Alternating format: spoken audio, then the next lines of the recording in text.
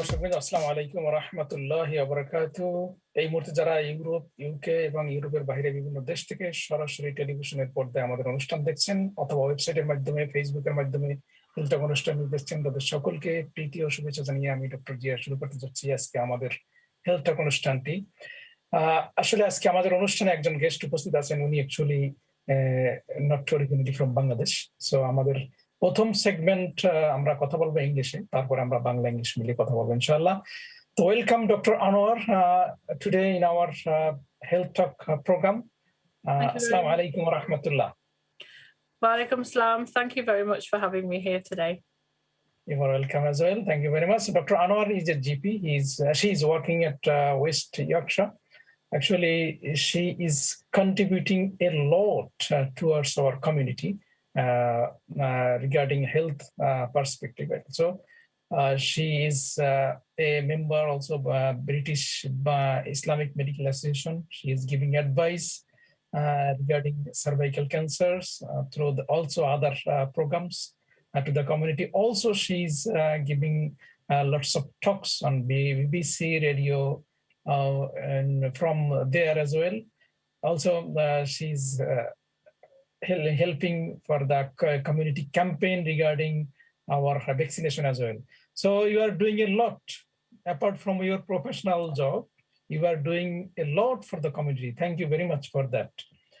So, Dr. Anwar, actually, as we are discussing about cervical cancer awareness today, Yes, the public need to mention about what cervical cancer is actually. Can you explain actually what it is? What cervical cancer is? Yes. So cervical cancer is a cancer that develops in the cervix, which is the entrance to the womb from the vagina. So the outside of the uterus is called the cervix, and that is what cervical cancer is. So when cancer develops there, for anybody that doesn't know what a cancer is, so cancer is when abnormal cells develop somewhere. And then what happens is those cells can become abnormal. They can spread to other parts of the body. The symptoms of the cervical cancer are not always really obvious. And unfortunately, in our community, the Asian community, a lot of women are not aware of the symptoms of that. So sometimes you can get unusual vaginal discharge, you can get a little bit of bleeding, and you can get pain in the lower back and the sort of pelvic area. Now, we have in this country a test to pick up changes before this even develops into cervical cancer.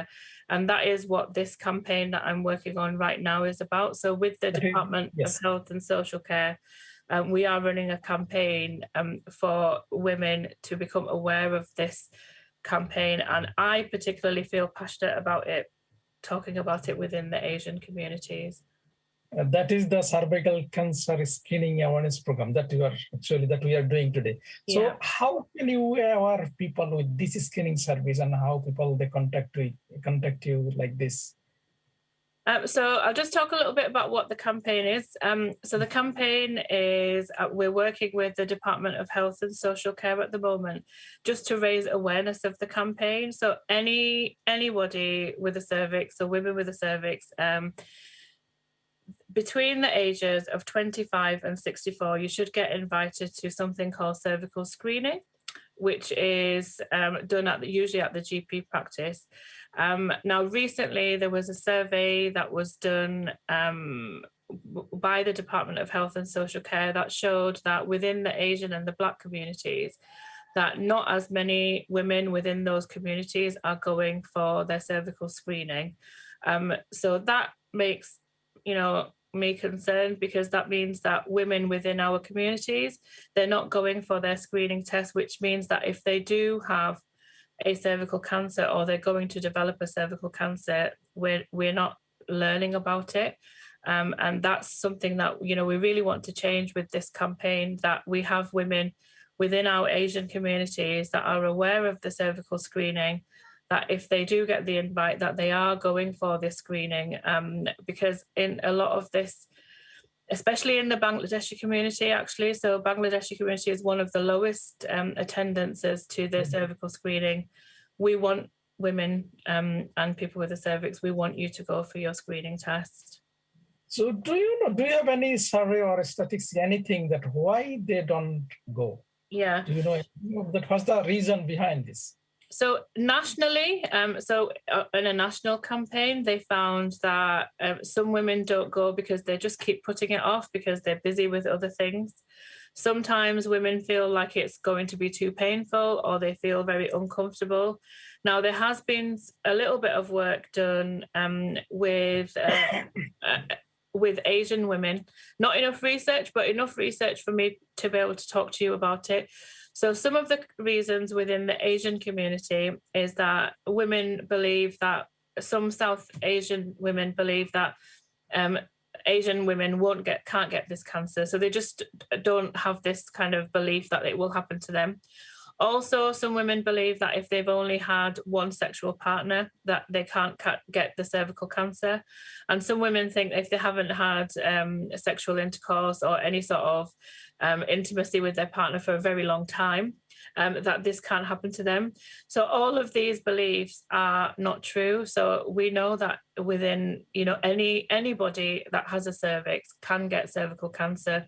So part of this campaign is just to educate women to know that actually it can happen to you. If you have the screening test, we can pick up any changes before this can even develop into cancer. A recent survey showed that up to 17% in Asian communities have never been for even one screening test, but I've read some research from earlier that showed that even more than that in some communities around the country, within the Pakistani, Bangladeshi and Indian communities, even more than that, women don't go for their screening. So it is, unfortunately, it is something that we really do need to talk about. Definitely. And actually, as I mentioned, some people, they are scared, as you mentioned at the beginning. So they are scared about what is going on there. How do they do it? Actually, is there anything scary things, or it is a very simple test? How do you do that? So the test itself is a test that looks for, so it used to look for cell changes. It now looks for something called the HPV virus. Yes. So the HPV virus is the virus that actually causes, the cell changes that can become the cancer. So the test actually is looking for the virus. So so the sample is checked for the virus, and if the virus is there, then the woman is invited back for either more testing or some other investigations. Now, most of the test results, they come back normal, but for around 1 in 20 women of those that are screened, the test shows the abnormal changes in the cells of the cervix. Most of the changes won't lead to cancer, but if we can pick it up, they can get treated. And hopefully it won't develop into anything else. So on the actual day of the screening, you go in for your screening test. Most of the tests are done by women, female nurses or doctors that have experience in doing this. You lie on the examination couch. If you feel uncomfortable, because you have to undress your bottom half, you can, for example, you can wear a skirt or a dress rather than, completely having to undress your bottom half. And then the cervix, a little brush is used to look at, to get a sample from the cervix. It's really, really quick. It shouldn't take more than a few minutes' time. It shouldn't be painful. Sometimes it can be a little bit uncomfortable. If you do feel uncomfortable, if women do feel uncomfortable, they can have a chat with the nurse or whoever's doing this. And we might be able to give you some tips to try and help you feel a bit more relaxed while you're doing this. But, essentially it's a really simple, couple of minutes test that could tell you if you have any changes that may lead to a cancer. It's much better to just get that test done without having to worry, later on about having something that could be so much worse. Thank you very much. How do you warn the people if they don't go for the screening service? What complications, what may happen to them if they don't go for the screening service? So as I said, unfortunately, some women, even within our communities, the Asian communities, they can develop cervical cancer. Any cancer anywhere can be potentially really dangerous. Unfortunately, for some women, they can be diagnosed with a cancer, and some women can die from cancer. So 2 women every day in the UK. In England, they'll die from cervical cancer. And this is a test that can prevent that cancer from even happening in the first place. And that's really sort of how important it is. In England, every year, around 2,700 women are diagnosed with cervical cancer, and 2 women, as I said, every day will lose their life to this disease. So that's the kind of extreme extent that we're talking about here. So that is why it's so very important for women and anyone with a cervix within our communities as well to go forward for this testing, to try to prevent this from happening to you, and any women in anybody in your life as well. I think, and as well probably, that within our communities we can be very embarrassed to talk about health problems anyway.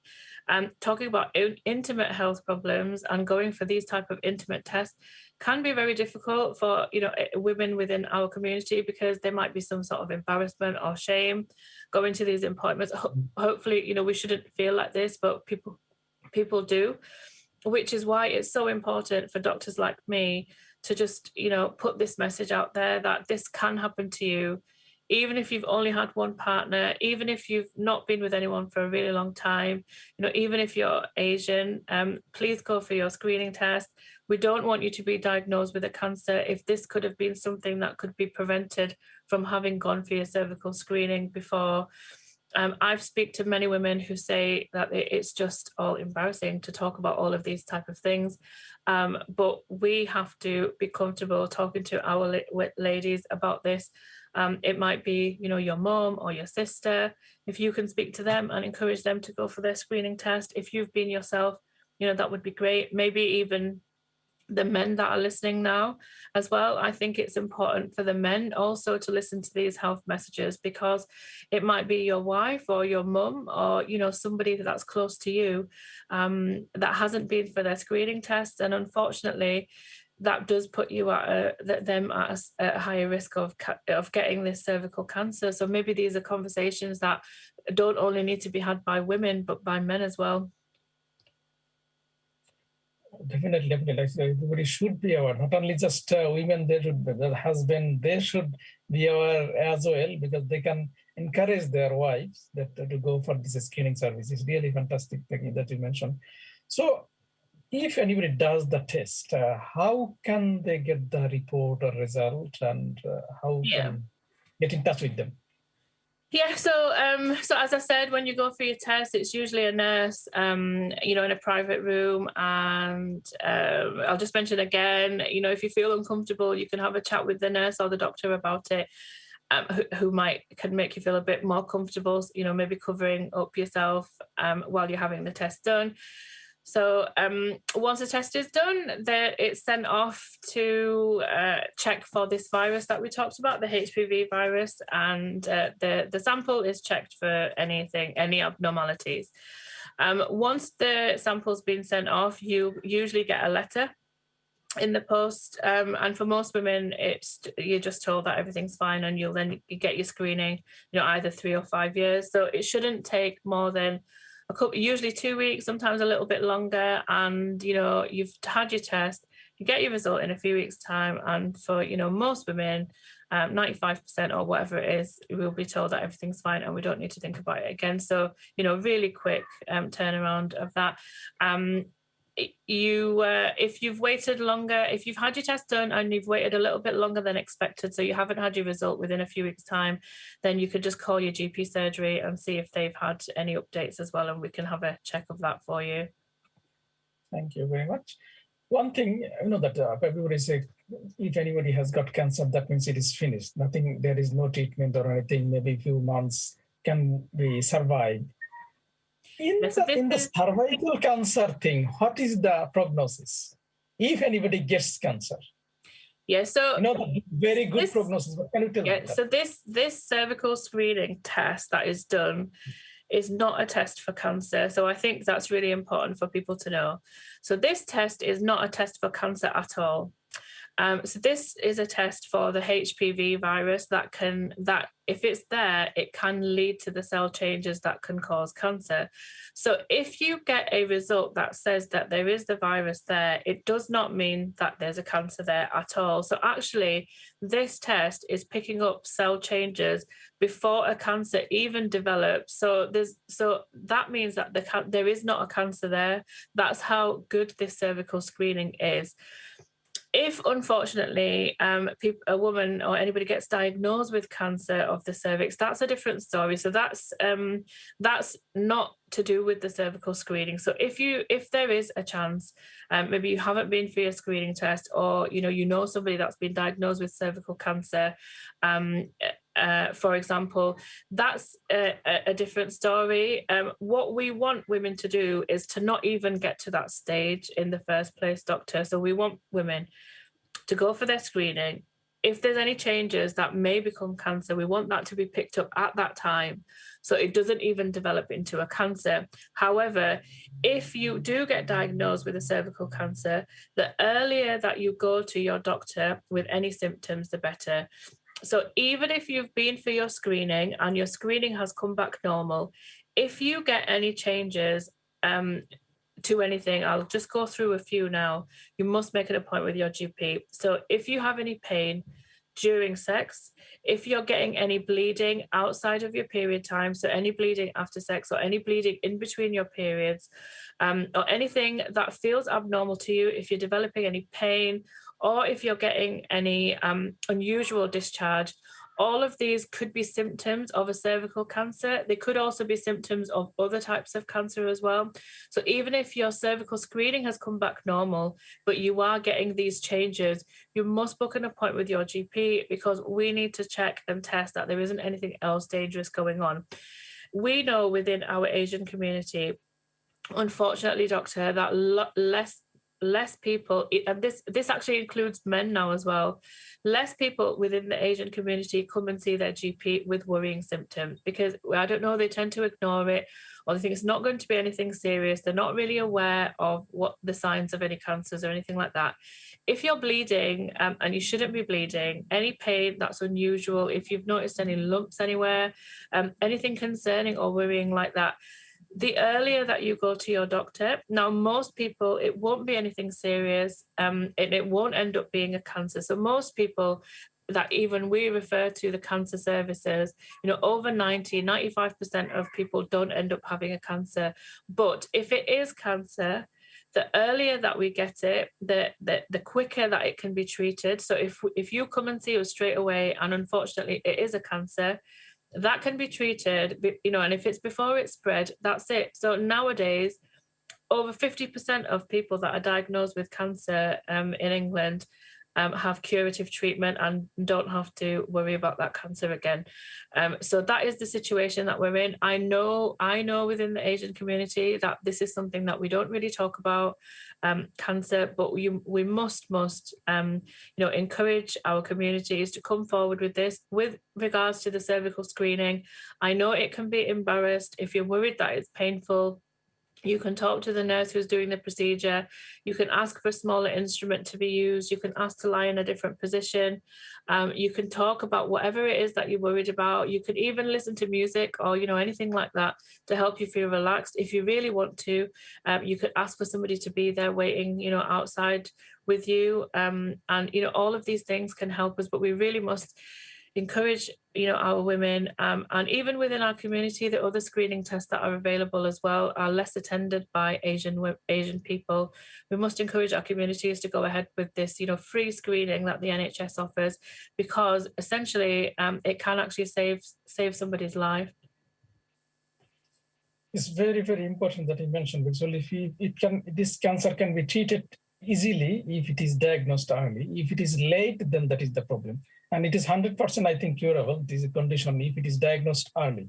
That's why I think we should, our sisters or elderly, or not elderly, mainly actually our sisters or somebody's wife like this, they should have this test done regularly. And last question, because as I don't have enough time, just only 2 minutes left. So last questions, how frequently do you need to do this test? Yeah, if you're between the ages of 25 to 49, then it's every 3 years. And then from the age of 50 up to 65, then it's every 5 years. But if you get any symptoms, like I described before, outside of these times, you must let your doctor know. So even if you've had a normal screening and you get abnormal symptoms, you must let your doctor know. You should get an invitation from your GP practice, should get a letter inviting you to come for the test. If you haven't received one or you've missed one, you can still ring your GP practice and book that appointment. And if you want any further information, you can speak to your doctors, or you can look online, which is nhs.uk/cervical screening. And the last thing that I'll say, I know you've got limited time, is that this test can pick up changes before it even turns into cancer. And we know that within the Asian community that women are less likely to go. So please, speak to your family, your loved ones, and yourself. If you haven't been, you must get your screening test done. It's really, really important. And, we can save lives by doing this.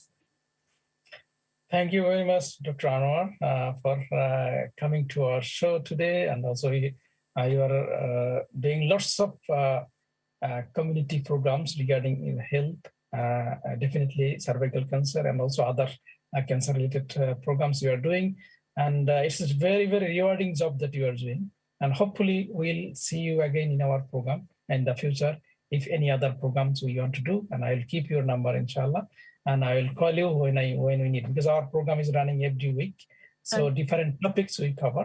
So hopefully we'll see you again, inshallah. Thank you very much for joining us. Jazakallah khair for having me on today, talking about this important topic. Thank you very much. And dear viewers, actually, our guest was not from Bangladesh. That's why we had to do this program in English. Inshallah, now again, our next segment, another doctor is joining, and we'll discuss about this in Bangla as well. So thank you very much. See you again, inshallah. Assalamu alaikum wa rahmatullahi wa barakatuh. And প্রিয় দর্শকবৃন্দ, আপনারা আমাদেরকে ছেড়ে যাবেন না, আমরা একটু পরে আবার আসবো আপনাদের সাথে আমাদের প্রোগ্রাম নিয়ে, ইনশাআল্লাহ। আসসালামু আলাইকুম ওয়া রাহমাতুল্লাহি ওয়া বারাকাতুহু।